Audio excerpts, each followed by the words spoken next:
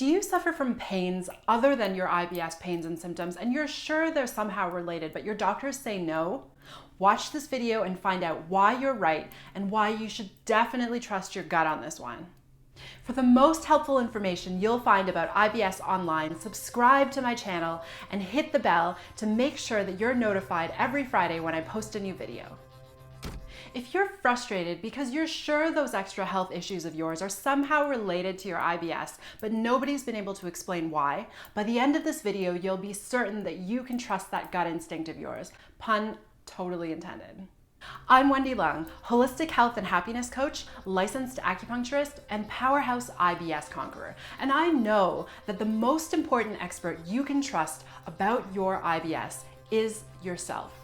I teach my clients to trust their guts all the time, and now it's your turn.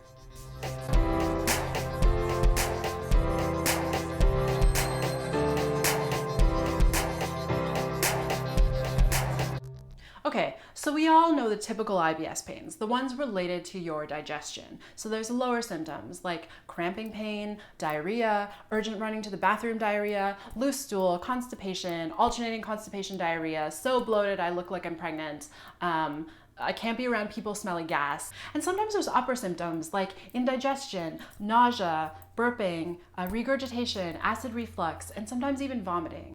All of these things, upper and lower, are things that you would expect from a digestive disease. What are the worst IBS pains and symptoms you guys get? Let me know in the comments below. But when you have IBS, you sometimes experience a whole bunch of other issues and pains that aren't directly related to your gut, but because you're smart and you're observant, you know that they're somehow related to your IBS. Do you get brain fog, especially in the morning? Are you completely exhausted and lethargic, especially when your IBS attacks? Do you get headaches and migraines along with your IBS flare-ups? Do you have painful periods, or does your IBS get worse with your period if you have IBS-D and somehow better if you have IBS-C? Drop a yes in the comments if you suffer from any of these issues. So are these things happening in other parts of your body related to your IBS? Yes, absolutely they are. In traditional Chinese medicine, or TCM for short, we know that anything that's happening inside the body, whether it's physical, mental, or emotional, is connected to anything else that's happening in the body at around the same time. Sometimes it's a cause and effect from one organ system to the next, and sometimes it's all within the same organ system. Not sure what I'm talking about when I say TCM organ system? Watch my other video called What is IBS and What Causes It in the links below for a more detailed explanation. So the digestive symptoms we know and don't love come from a weak digestive organ system. That would be the spleen and the stomach in TCM. The stomach is responsible for the upper issues and the spleen is responsible for the lower issues. But what about the non-digestive symptoms? Where do they come from?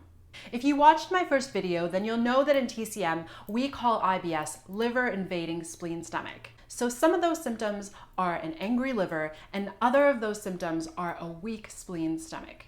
So what about those ones that I mentioned earlier?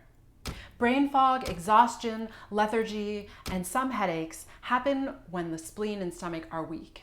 There's not enough energy for them to convert food into nutrients to send up to the brain and around the rest of the body. There's also not enough energy to hold your body up, so sometimes your limbs and your muscles feel heavy and weak. Ditto for your poop, especially when your body is busy performing another important function, like around period time. So bad news for those of you with diarrhea, but better news for those of you with constipation, where you might actually feel a little bit of relief at the beginning of your period. Speaking of periods, painful periods and migraines are also two symptoms indicating that the liver organ system is upset. So in addition to bullying the digestive system, the liver is also causing problems above and below. Thanks, liver. So to recap, you're not crazy to think that your IBS gets worse or maybe a little bit better during your period, or that those headaches and migraines that you're having are somehow related to your IBS. It's because your body is an ecosystem, and so when one aspect is out of balance, the other ones get affected too. Makes sense, right? So what can you do to rebalance your body so you can stop getting those IBS pains, whether inside or outside of your gut? Well, I've got a free online class where I share real solutions that you can use to get your IBS under control and reclaim your life. And the link to sign up for that class is down below, or up there on the banner. Also, to be a part of a tribe of women just like you, I invite you to join my Facebook community of powerful women conquering IBS, where I share tips on how to get you going on your IBS journey to health. If you like this video, please let me know by liking the video below, drop a comment in the box saying helpful and what your biggest takeaway was, and share it with your fellow IBS conquerors so that we can spread the word that IBS is not a forever thing and I can help you guys beat it together. I have a lot to share with you, including tips on how you can kick IBS to the curb once and for all. So make sure that you subscribe to my channel and hit the bell so that you get notified every single Friday when I post a new video.